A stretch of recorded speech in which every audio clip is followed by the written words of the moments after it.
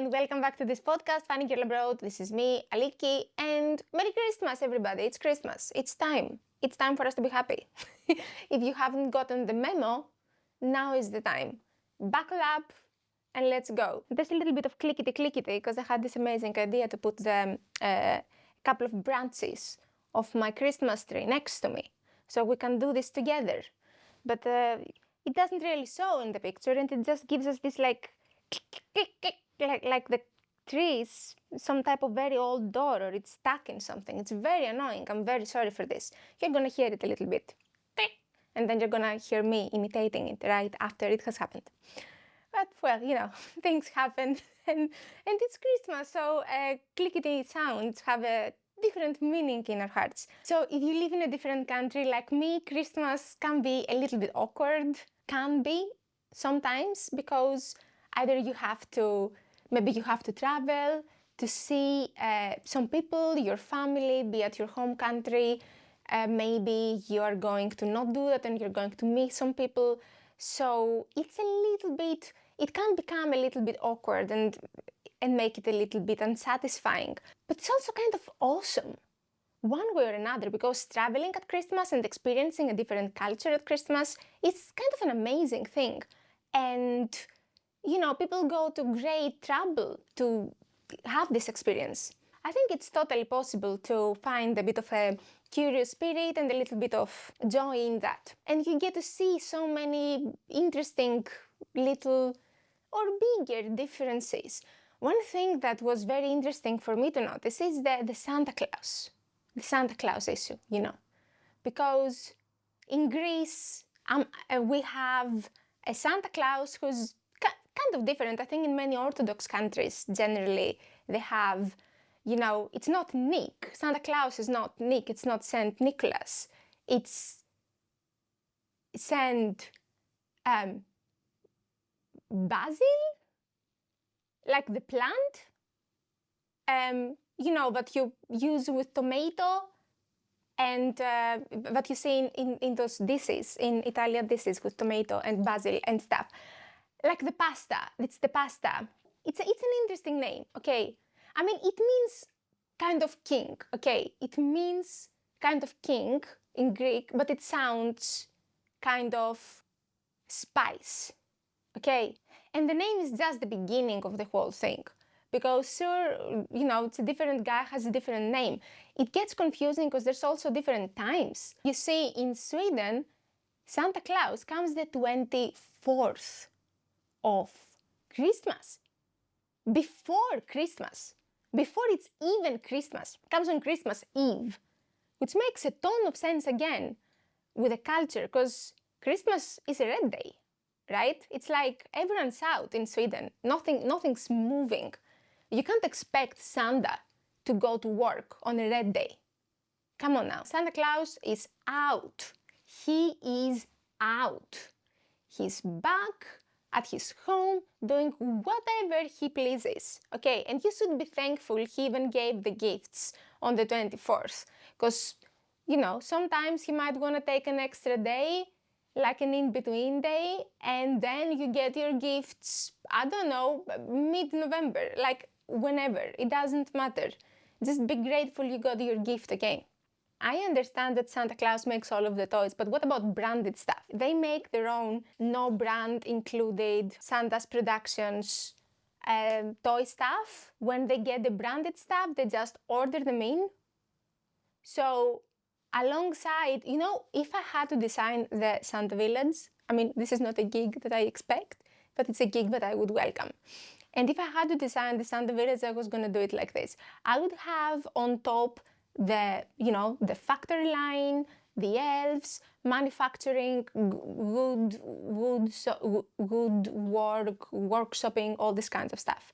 Okay, up there. Around in the village, for everybody to see and experience and enjoy and take photos at.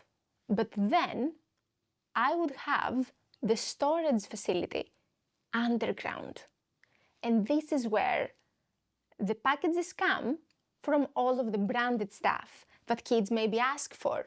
Because it's kind of stupid. Why waste the time and the manpower and the energy to just recreate toys that already exist in the world. Let's just ship them in, and and we also feed into the economy somehow. I don't know. It sounds like a good idea. I'm sure there are some holes, but I don't have the gig right now, so this is nothing to worry about for the moment. At some point, he has come. Okay, and in Greece, when I was little, he always came just with the change of the year. I don't know if this is a Greek thing or if it's a us thing, just in my family, that people did it like this, but it was extremely weird. Like, we would turn off the lights as the year is changing with a countdown of the year. And as the lights were off, Santa Claus allegedly was running around trying to throw gifts under the tree on time. It's pathetic, and we turn off the light so we don't see him, right? Because you don't want to see Santa Claus. But he was late, so what are you gonna do? You just play along. You don't have enough time to go to sleep, so we're just like closing the lights and be like, oh no, it's okay, just we're sleeping. Comes, nobody's looking, nobody sees anything. We're basically asleep now. And then we count down, and then we turn on the lights, and then there's gifts there. And it was Santa. And he's running because he has many countries left. I don't know how he does. Okay, well, I gave up on this concept because it's impossible, but he does it. But he does this in one night. And also because my parents always told me that they bought the gifts because they wanted the credit. Now, sometimes they told me that Santa Claus is a man that the toy store hires to come and deliver the gifts at night as the kids are asleep. So it's basically just some type of immersive performance that is funded by the toy stores. That was the best. But this is not about my personal Santa Claus drama. This is about my current Santa Claus drama, not my childhood Santa Claus drama. So if you think about it, I almost started believing again, because now I'm thinking, well, could work. I mean, okay, one night it's not possible in one night, but if he has to deliver the gifts in Sweden by 24th, then be in Greece by the 1st, and then, I don't know, some other places maybe have different dates as well. I mean, that kind of works. Like, I could do that, I think. I wouldn't even need a private jet or anything, just really good connections. And, probably I will have to use a plane. But other than that, it's doable. I think we have a shot. Like, if we sit down and look at the numbers and look at, okay, let's make it pragmatic. Where does Mr. Claus actually have to be and when? Because I think there's a good chance the numbers are adding up and we have a shot at making Santa Claus real. Because what do we really need? We just need a little bit of gap. We just need enough of a gap. Just enough of a gap to move from a country to the next. And then it's gonna be just like a really extensive world tour. Okay. We can hire the guys who arranged the Eras tour to fix it or something. I don't know. I'm sure there are solutions out there. If you look at them, you'll find them. Okay, I think this is something we should consider. Is it stupid? Definitely. But now is the time for stupid things. We have the technology. That's why we don't have a tradition for like leaving milk and cookies for Santa. Because he's in a freaking hurry. Like, what? At best, maybe we can leave like a protein bar, a couple of Red Bulls. But I think it's very cozy. But in many countries they leave, the cookies and the milk, and it's very cozy. And in Sweden, people leave for Santa rice porridge, which is really thoughtful. Because if you think about it, with all those cookies, he's gonna need a little bit of help with his intestine. And rice is part of the brat diet. It's really good. I don't know. I guess it's a nice thing. It's a bit pretty also. You make the rice porridge in a little bowl with cinnamon and and some cinnamon sticks, and it looks so nice. And I really wanted to do that. The first time that I was in Sweden for Christmas, I ran to buy the porridge to make for Santa. And to also try some porridge, of course, because it's very delicious. For some reason, they put it in these packages. It comes in those packages that look like sausages, like very big sausages. I mean, I haven't seen this package used for many other things. It's a very thin plastic that is coated in the two ends with a small plastic thing. And then it just, this very thin plastic making this very, sausagey shape. I don't know how else to describe it. So, that is how a very thick sausages come, and that's how porridge comes. So, you see where this is going. I'm kind of new in the country. I don't know the brands really well. I see this, I buy it, and I was eating vegan at the time, so I was so excited that I found vegan porridge. So cool. And then it was not porridge, of course, it was a sausage, a vegan sausage though. I don't know. I don't know if Santa likes sausage. I don't know if that's good for him. But then I figured, Rudolph also needs a snack, right? So I left it out with a note that said, well, and something for Rudolph. P.S. It's vegan. It was not one of my brightest moments, but maybe that is exactly what was needed at this moment. Maybe Rudolph was really fed up with the whole thing and really cranky and had low blood sugar, low protein, was in big need of a snack. He's probably been eating just, Christmas candies, and then how is he supposed to just last on Christmas candies? Need something a little bit more, filling, a little bit of protein. So maybe he was just about to quit, and my sausage came in the perfect moment, which is a phrase I don't think I will ever use again in my entire life. Santa Claus has a perfect gift system. That's one of the reasons why I really like him.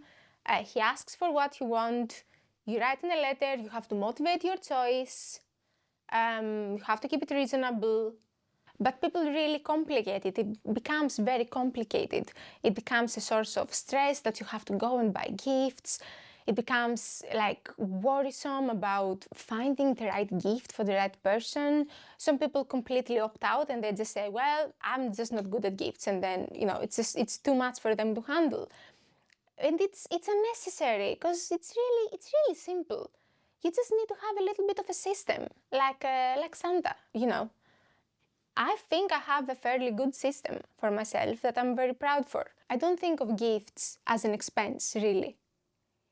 I just think of the gift budget as a bank account that has a set amount of money that me and another person both own, and we both own what is inside. And no one is using this for anything, really, it just sits there. So I look at my money at Christmas and other times when I have to buy gifts, and I think to myself, oh, that's not really mine, is it? Because it's in this account. So it's actually, it's part of the joint account that I have with this person. So this money I'm gonna spend, it's not really mine. And that way you don't feel like this is an expense, because it's not really an expense. This money was never yours to begin with. This is how gifts work. I mean, the regular gifts. And it's also a little bit stressful sometimes to pick the right gift, and people get very stressed over that. But again, I have a system for that, and my system is that every year I pick a theme. That's it. So every year you pick one theme. I suggest this system, I think it's a really good one. Every year you just pick one theme. Books, clothes, accessories, drinks, anything. You pick one theme and then you tailor everybody's gifts a little bit, but keep the theme. Because that way, everybody gets kind of the same gift. And it is a little bit boring, sure, but it saves a lot of time. And it's also, nobody can be special. Nobody can be overlooked if nobody's special to begin with. And it's idiot-proof. You don't have to think. You don't have to think at all. You have to do the least amount of thinking for picking gifts. So you can't use the excuse that you can't, that you're not good at picking gifts. But like I said, Christmas can be a little bit difficult if you live abroad because it's hard for you to just come to terms with whatever your Christmas is and that it's not perfect. But this is a problem for everybody. This is always a problem for everybody. And if anything, I think that people who live abroad have a tendency to be a bit extra exposed to this missing out factor. We are always exposed to it. And it's kind of very good for us, I think, that we're exposed to it in that way because it forces us to face it and to deal with it. So what I'm trying to say in this extremely unnecessarily complicated way here is if you always feel like, oh, this isn't the perfect place for me, what about over there? Or what about over there? Then this is going to destroy you because whenever you are in your home, with your parents, with your family, you feel about all the other adventurous things that you would like to be doing instead. And when you are being adventurous, you miss home and family. If you live abroad, you have the chance to practice at this, to practice at kind of not caring, at feeling the opposite way, feeling like, oh, where I am is the place to be. It's a good thing to practice. I'm practicing it for sure. And I remember practicing it for many years. I remember the first year that I was in Sweden, I was going back to my family to spend Christmas with them. And of course, I missed them and I wanted to go back and rest also for a second because it was extremely stressful and tiring and like too many things. And it's so nice to see family, go back, feel a little bit loved and feel a bit of belonging and all those things that you really miss when you live abroad. And I was so much looking forward to this. But even then, even with those conditions and having missed so much my country and my family and everything, even with those conditions, I remember feeling like, oh, but I'm not gonna see Christmas in Stockholm. Isn't that an amazing thing? When am I going to? I mean, now I live here. If I don't now see how Christmas is like in Stockholm, then when will I have this experience? Really, maybe I will never get this experience. Because now that I live here, I'm always flying back for the holidays. And well, that turns out to not be a problem. And I don't mean only because it ended out with me spending a lot more Christmases in Stockholm, but also for another reason that is surprising and quite interesting. Because Christmas in Stockholm lasts freaking forever! Forever! I mean months. It's insane. It's a sport. It's a marathon. It's a real marathon. Soon as Halloween is over, people in Sweden, they get up and they stretch to prepare. Like it's because they have to last until, I don't know, April. It's a marathon. It's about who finishes last. How long can you keep Christmas for? That is the goal here. People are stretching, they're gathering supplies, they buy stuff, they find stuff from the past, they put up the decoration gradually. This is important, it doesn't happen all at once, right? And then, like, okay, today we decorate for Christmas, boom, Christmas, then boom, no more Christmas, everything out. No, it comes out gradually. and then it goes out gradually. Like you put on the lights first, then you put on the tree. You even have a set of candles. You don't turn the candles on all at once. No, no, no, no, no, no, no. One at a time. It needs to be spread out as much as possible. One candle every week. We need to build this up. We need to take this as slow as possible so it can last until April. And I completely understand this. I think it's totally normal. Because, I mean, not only because you need the joy and the cheer and the whatever Christmas is, but for practical reasons too. You need the lighting. In Scandinavia, you need the lighting. Sun comes out like 4 hours a day. What's you gonna do? Anything you can take, you take it. What is this? Christmas lights, get it here. What is this? Like a little snowball that is white, but then you turn it on and then it becomes yellow and then it's not a snowball anymore, so it's kind of stupid, but whatever. Yeah, sure, bring it to me. I want this. Anything with lights, Christmas, no Christmas, I'm gonna get it. It's a practical issue. Christmas at this point is not a celebration, it's an opportunity for damage control. Just put out as much light as we can and keep them for as long as we can. And like it builds up slowly from Halloween, just like, whoa. It also slows down slowly. When does Christmas end really in Stockholm? I have no idea.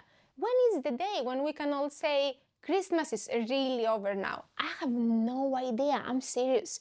It just fades. It never stops, it just kind of fades away. Like, at some point in January, you feel like, okay, a tree is too much now. Now it's too much. It's gonna be February soon. Like, come on now. Maybe lose the tree. So you lose the tree, but you keep everything else. And then, at some point in February, there's some more like, heavily Christmas branded stuff also have to go, But then you stay. At some point, you end up with all those lights, all those lighting decorations that are not necessarily Christmas branded. They're just lights. Like, why do I have to remove those? I mean, sure, it's like March, but what does it say Christmas? You don't know what I'm using it for. You don't know what I use it for. I have the lights out in my balcony, and maybe I'm doing Morse code. Maybe I'm communicating extremely sensitive information to balconies across from me. You don't know what I do at night. So you see, things have a mysterious way of, turning out fine. Like in this case with me being worried about missing Christmas in Stockholm and then having Christmas, the longest Christmas of my life practically. and for every year since. That's it. That's it for now. That's it from me. Thank you so much for watching this again, and Merry Christmas, and I'll see you next week. Take care. Bye-bye.